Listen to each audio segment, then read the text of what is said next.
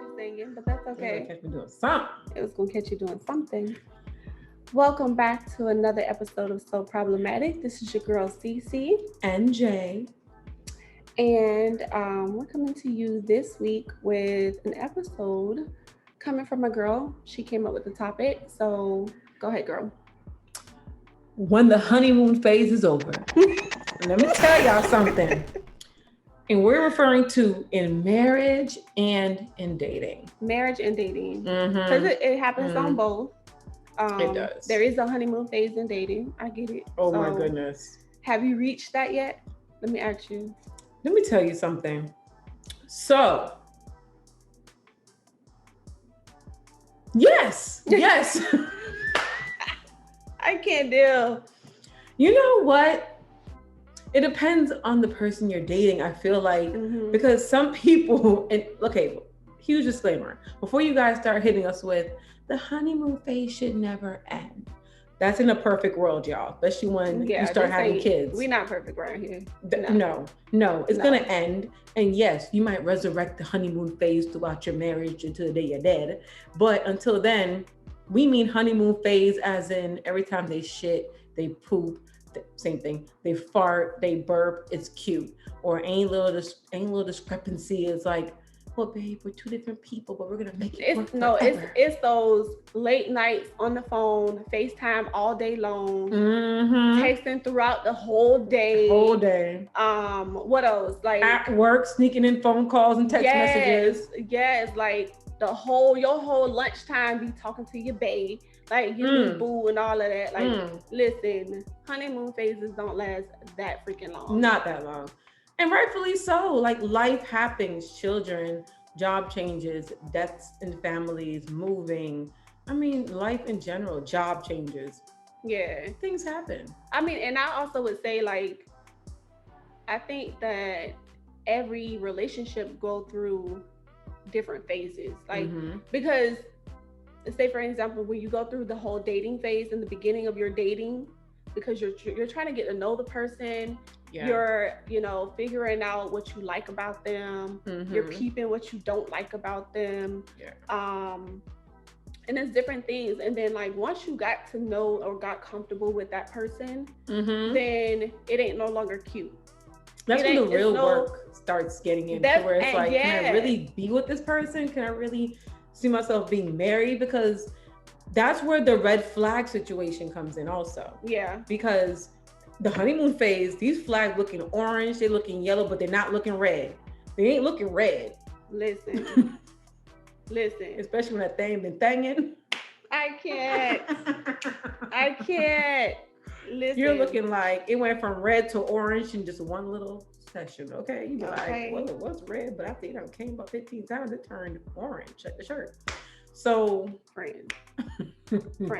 What's that song saying? I keep holding on. I keep holding. No, but like, okay. So when would you say, like, the honeymoon phase left when you were married, your honeymoon phase, when it left? When did you notice that it left? I would say. Okay, so when I was married, I noticed it left. I would say we got married in June.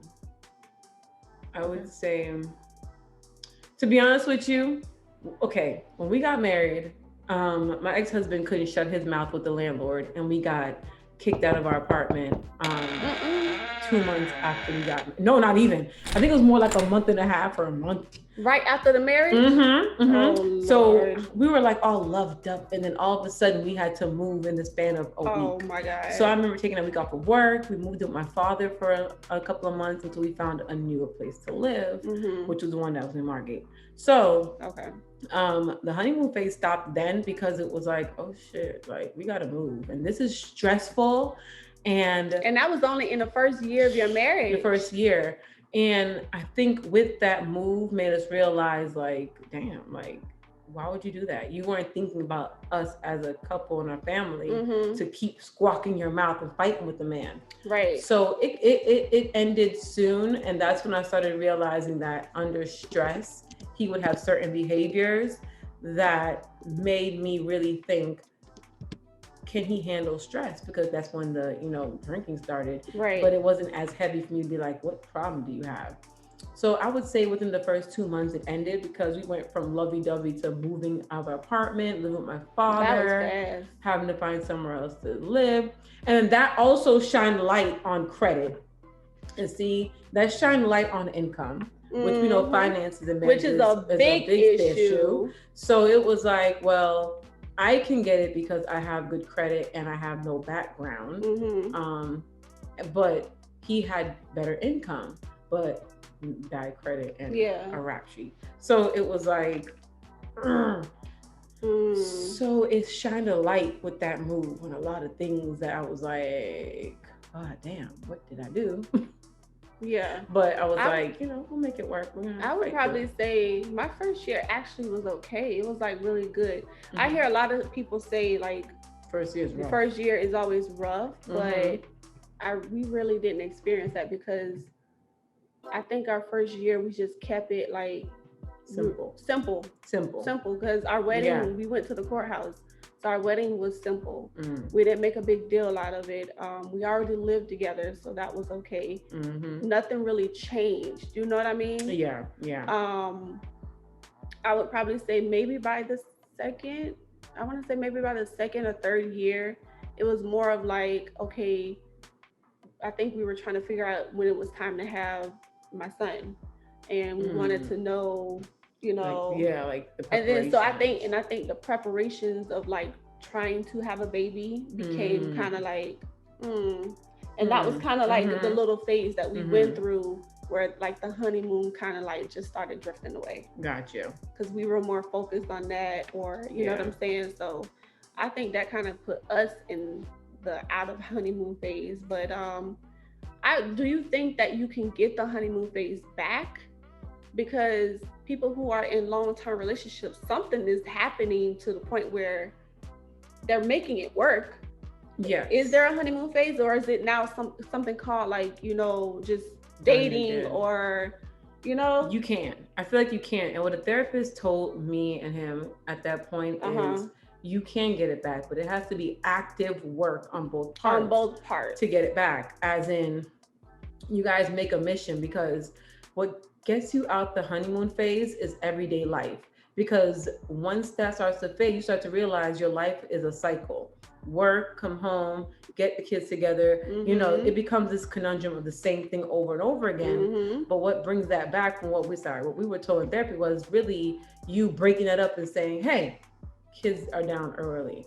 Let's go have like a picnic in the middle of our living room. Yeah. Let's drop in the grandma's house for the weekend, or for the night, or for a couple of hours on the weekend. Let's us go in together. It's stuff like that gets that phase back. But also different phase of your life. When your kids go off to college, kids, people understand when you're in the place where you have toddlers and like school kids where they're here, you got to expect in that moment you're dealing with. When they go off to college, you can get that time back. You can get that phase back, because guess what? Your house is empty again. You can be butt ass naked walking around again. Because they are gone. The countdown begins. And that's why like a lot of older couples get it back, because they're like, oh, my house is free. They're doing their thing. So guess what they always say when they get older? We're traveling. We're going to do our own thing. The honeymoon phase comes back, because for them, it's like they did their life with their children and now they're back to reconnecting. But that's why another important part I got to say is that's why you must stay connected with your spouse, because your kids, people say, oh, my kids come before my spouse. I really don't agree with that, because at the end of the day, your kids are going to leave, as they should. And that person is there to do life with you forever. And on that note, you need to stay connected with that person, because when them little boogers are off, your man, your girl is still there. And that's their mom, whoever it is still there with you. That's who you're doing life with. So they're gonna do their own. That brings up a question that we're gonna have to make a podcast about. Very much so. But I want to know, I've seen somebody post this before, but I want to know, do you feed your husband first or your kids first? Who do you feed first? Who I would feed first, like if I'm still married, like now at this point in time. Yep, you, Kenzie, and your man. Who would I feed first? Who I fed first before, like you fixing dinner and you I fed him first. You know why? Because number two things. My child being a toddler or being a child, just know she ain't rushing for no food. She looking like, she ain't trying to eat it no way. Well, she's in that phase of not eating. Yeah, so she ain't care for it. So I used to always give him his plate. But to be honest with you, he used to feed, like we did it together. So he'd be sharing, we share her plate together. Yeah. We put her to sit, and then I would share his, and then I share mine. But if it was a case like that, I would always share his, and then I would share hers, and he would make sure that her table setting was together to where she was okay, or he put her in the chair while I was sharing hers out, and I share mine's out. That was hard for me to answer too, because my husband does the majority of the cooking. So he's making our plates. Yeah. And my kids are in two total different phases. Like I have 18-year-old, 7-year-old. So when the little one was a baby, you feed them at the times that they need to eat. Right? Exactly. So then toddler stages, you know when that child is getting hungry, cranky, you know what I'm saying? So it's like, if you're with your spouse or your partner, they're gonna know that, oh, it's time to feed the child. So go feed the child. You know what I'm saying? Yeah. They can get up and go make their own plate. But I feel like it's to whatever makes your house a whole, then by all means. I've heard women say, oh no, my kid, I'm gonna feed my kids. He can get up and go make his plate. And then I've also heard, oh no, I'm gonna feed him first. He's the man of the house. He's he's the breadwinner, whatever. Yeah. So it's like, it's two different, but also it kind of depends on your scenario in your household. That is true. Because see, at that point in time, he worked 14-hour shifts where I worked less hours. So I was home more. So I was the one that would give it to him. But let's be very honest, with Mackenzie being a baby, you had times that you probably fed her already. She was already fed already. Exactly. And she was already, many times she was already in bed sleeping when we ate. And majority of the time she was sleeping already. And when she wasn't sleeping, she was bothering our souls. So it was kind of like, and then still come and get your food. That you're eating. And she'd be crying for his food. So it really wasn't.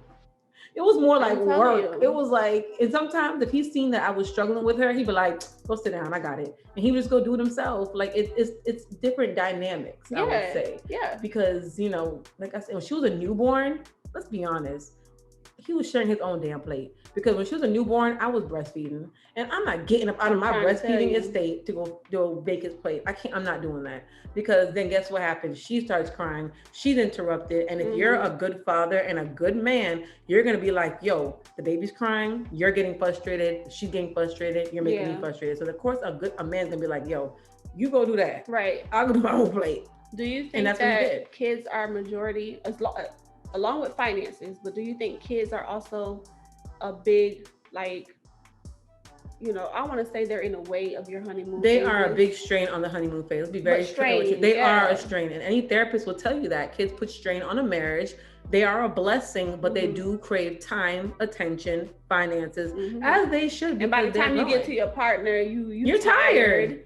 You know? Yeah. And that's why they some people say a lot of majority of marriages that don't make it are those that start with children already involved. Not say I didn't say all. I said majority. There are a lot of people who, my grandma, for example, 50 plus years of marriage, almost 60. She started her marriage with my uncle, who she had before she met my grandfather. Right. So they do make it. My grandma's example, but I'm saying majority don't, and I can see why. Now I'm a single mother going back into the relationship. Right. It's like, damn, I can see why, because you're like, my attention. And even with her father, I said, damn, I don't think this could have worked. We had her before we got married. This is a lot of freaking work. Right. It takes time, energy. Yeah, kids take energy and time. So And therapists will tell you that kids are a big burden on a marriage, because the honeymoon phase. They're a blessing. We're not saying that. They're a blessing. They're a blessing, but let's keep it real. Yeah, let's just keep it 100. they cause issues, and because it's like when you start to discipline, that causes you and your partner. Oh, why you do that for? Or their health.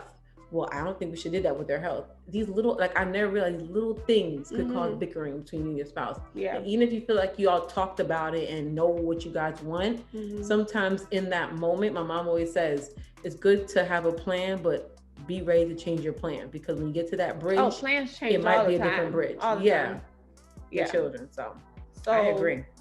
So with that being said, now that you are in the dating phase, um, have you dated someone and then now you notice like the honeymoon phase in that situation is kind of like dying down and you're either not interested or you're trying to figure out if you still want to continue this relationship?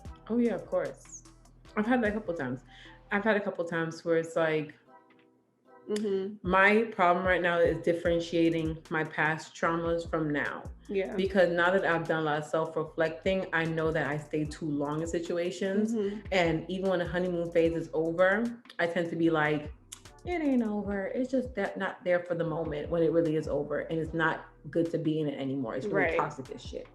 So it's like, now for me, it's saying, you've been here, you've done this, you wrote this book, sis. Like, do you see this person's potential to change? Do they want to change? Not saying I'm gonna change them, but are they willing to change to better themselves to make this work or not? If not, you need to walk away, because you're not doing another 10 years with somebody who's not willing to be better themselves, to be with you, and to just for themselves in general. Right. So, okay. Yeah. Good question, my love.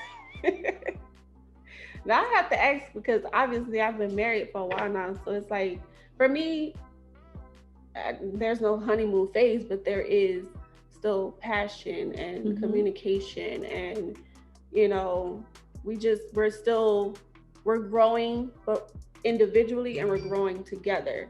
So for me, it's like, I don't know what that is, but is that me? That's probably you. Me. Oh, well, my phone is interrupting us.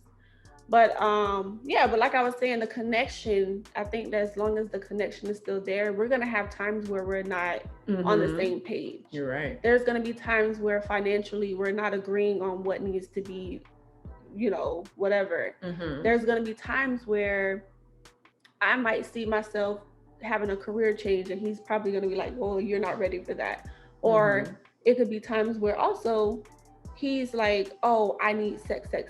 And I'm just going to be like, I ain't in the mood. Now, do you feel like the lack of sex can kill the honeymoon phase? Oh, definitely. The lack thereof, yes. Okay. Definitely, because everybody has needs, right? And when you're starting your relationship and sex is involved, 24/7. When your partner can tell when it's dying down. When it's just baby. If y'all was doing it 3, 4, 5 times out the week, and then it goes to once a week or less thereof. Honeymoon phase where? Honeymoon phase where? No, that's a part of it. Because the thing about honeymoon phase is when you stop doing something that you were doing before. Yeah. That's what the problem hit. The holding hands, the what do you call it? Touches, like the little. Yeah, like your partner could tell when that is starting to die down, and it kind of brings down the mood. So, who do you think exit that phase faster, like the man or the woman? Oh, I guess that's a good question. That's a good question, right? Yeah. Because sometimes usually it's not both people together sometimes exiting that honeymoon phase. I would want to say the men. I feel like the man does. I think men do. I really think men do. I think that once they officially get comfortable with that person, then they're like, oh, I got you. I got you, right? I think that's what it is. I think once they get comfortable, it's a wrap for them. It's a wrap for them. It's very true. Very true. So I would definitely say the men. What do you think? Me too. I think it is a mix. I think women, when we see things dying down, we try to get a little sexy. Like we try to put a little lingerie. We try to like say, let's go to dinner, babe. And they get their hair done, nails done to spruce themselves up. And then when a man doesn't do certain things with them anymore or communicate, I think we notice it more right away. We be like, we call up our homegirls, girl, like we ain't had sex. Things ain't really been. Let me tell you. And our homegirl's like, girl, go get the lingerie or something. We try to spruce it up. And I feel like, men the bubble baths can start coming out, the candles and all of that good stuff. That's how the baby get made. And 2 minutes later, you be like, I'm pregnant. Because we try to get the romance back. And men tend to get comfortable. And once they know they have you, majority, before y'all start inboxing us the bullshit, majority of men get comfortable. And don't say y'all don't, because y'all do, because it's natural. Y'all just do it. And I'm gonna play devil's advocate. When women get comfortable, That's when the sweatpants come out. No more lingerie. The do-rags on the head all day. Mm-hmm. Not fixing up the makeup. Mm-hmm. You know what I'm saying? So women get comfortable. Very much so. But not to be confused with just having a baby now. Because if we just had your damn crusty baby, let me tell you something, leave us the hell alone for the first year. We tired. We're surviving, okay? We're surviving. Listen, we were on our deathbed trying to have these babies. So do not come with us, oh yeah, y'all didn't get together when a woman just had a baby 2 months ago. No, she's in survival mode. Leave her alone. Yes. We don't count them in. And do your research on that, because the doctors and everybody would tell you it takes a whole year for a woman to fully really be herself again. Whole nother podcast. A whole nother. We're going to get there. That's whole nother podcast because y'all Negroes really need some 101 how to leave a bitch alone after she had y'all baby. Listen. Because you guys expect too much too soon, pissing us off. Talking about why we ain't do this and do that. Listen, you do it. Don't get it confused with these Instagram. I'm gonna call them something else. Them Instagram females. Do not. The snapbacks be because they haven't had surgery and all of that. Baby. Listen, don't get. Or they wear like 20 Spanx under those outfits. Yeah. Y'all think they just snap back. Yeah. No, they're wearing Spanx from here to damn Mars, and y'all think they did not snap back, sweetie. No, not that fast, unless they really did something with their bodies. Period. But a whole nother podcast. So another podcast. The honeymoon phase. How do you rope it back in now that you know it's gone? I would say this is where love language is a big deal. It is. The honeymoon phase, because you got another person's love language to say, ooh, she likes gifts. So I'm gonna leave this little gift here for her. Right. Gifts there, and that's gonna tell me, oh, okay, I see him. Mm-hmm.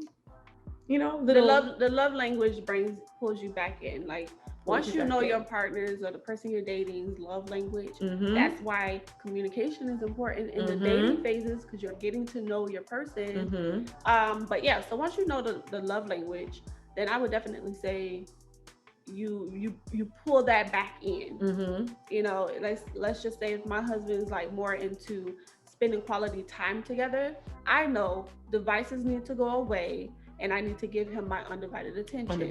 That way he knows, like, listen, I'm here again. It's me again. I'm here. We're together. You know what I'm saying? Pull that back in. Like, I feel like it doesn't have to stay away. It may fade away, but it doesn't have to stay away. At all. I don't think so. As well as having fun, but also, like, having fun was a big deal. Like, I was told in therapy, was like, plan 2 trips together a year, because trips give you something to look forward to. Yeah, they do. Where I remember one time me and my ex, we went to Daytona we call it reconnection trips, because it takes you out of your norm of work, home, church, work, home, church, work, home, church. You're looking forward to this little getaway for you and this person to get out of the norm. So that's where to reconnect, is to do something out of your norm. Yeah. Out of the norm. Something fun could be, if you're not usually walking on the beach, go walk on the beach just once. Go have some ice cream on the beach. If you live in Florida. Or if you live in Florida, definitely. Take a little road trip. A day trip to Key West. Yeah. A day trip to Naples. Yes. A day trip to the mall. You have to plan it. Just plan it out. That's all. And I know it's hard with kids though. It is hard with kids. But it can be done. It can be very much done. It can be done. And you need to stop. One thing I'm going to tell y'all now, I didn't realize the importance of this until now, is trusting people to watch your children. You need to have 2 people that you do trust. For me, it was my grandmother. And the importance of that was my grandmother's seen towards the end of my marriage that she's like, you guys never really used me to watch Mackenzie.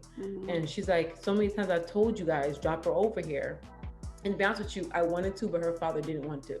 So that's another topic over there. Right. But for me, I did, because that would have been a way for me to say, all right, let's reconnect without her. Because when a child is there, they crave all the attention. So trust people to watch your child. Yeah. So that way you and your man or your girl can just go ahead. And men, that's how we plan. Plan, man. Yeah. Like, I know y'all not planners and whatnot, but you don't know how much a bitch love if y'all just say, hey, grab your bags. Grab your bags. Oh, baby. Oh, I got wet. Yes. Yes. Then, I'm trying to. She said, wait a minute. I just caught that. Like, it's better than an orgasm. Is that an orgasm? Because it means that you're telling me that you'll spend time with Rod me. did that to me my first Bahamas trip. Baby. My first Bahamas and how'd trip. you feel? Girl, it was like I was on cloud 9. You hear me? He just woke me up at what, 5? You had to be on a ship. It was a cruise too. Oh, he raggedy for that. 5 in the morning. 5, 6 in the morning. But shout out to him, boy. He had already had everything. I was like, "Ooh, yes, honey, what?" Shanda la boca. Caught the spirit a while ago. Telling you, that's what it is. I'm telling you, women, like, it reconnects us back to you. Like, too. Spontaneous. Yeah, it reminds us why we dated you. Like, oh, okay. Throw us off. Because let's be honest, there's a lot of other men that could do what y'all do on a normal basis. So these little things kind of make us say, I see why I'm with you. I see you. And girls too, women too. Throw them off. You know, throw them off. Plan something. And I feel like people change and grow as an individual. But when you're with someone, the affection should only be changing to be better, not changing to disappear. And not be there anymore. I think the affection and the communication, the connection that you guys had for each other, it should still be there. And you can get it back. So, and if all else fails, get counseling, get therapy. Couple therapy is not a bad thing. Like couple. Oh my gosh, couple therapy is amazing. Definitely. It ain't worked my marriage but let me be honest with you, it didn't work because the person didn't want it to work, not because it doesn't work. So if you two are committed to going, therapy is not just because you're going down the drain. It's so that you guys can find other ways of connecting. Yeah. And I remember, and that's what I mean when I say that sometimes you grow. Within this marriage that I've grown in so many different ways. I'm not the same person that I was when he first met me, but I'm still me. You get what I'm trying to say? So it's kind of like sometimes he may not understand my growth, and you might need a counselor to help. Very true. To help you, explain to him that, oh, I'm just growing in this way, but I'm still me. I haven't gone nowhere. I was just gonna say that. Because I've heard a therapist say it too. She says a lot of couples' problems are that she says they're in the same book, but they're on 2 different pages. Yep. And she's like, if people would just utilize couple therapy, they would see that we're in the same book, but hey, let's get on the same page. Yeah. And when they do go, she's like, the amount of relationships that are like, oh, so we both want this, but we're just saying it 2 different ways. Exactly. And it's like, it works. So I advise it. Those are some ways for you to get the honeymoon phase back if it left. Yeah. Well, we want to know from y'all, like, if you're in a relationship or in your marriage, when did the honeymoon phase leave? When did you notice that it was gone, and what did you do to get it back? Yeah. How'd you rope him back in? How'd you rope her back in? Exactly. Don't tell us you threw that dick on her, because we want to hear that. Let us know what you did. It ain't just about the sex. Yeah, let us know what you really did. If you bought like 15,000 flowers, and if you rebowed yourself, like did your vows all over again, let us know about that too. Sometimes that helps too. Oh baby, let me tell you, it shows you what you again. I might have to reconsider. I'm about to tell you right now, Jesus, send the next husband, please. And on that note, bye.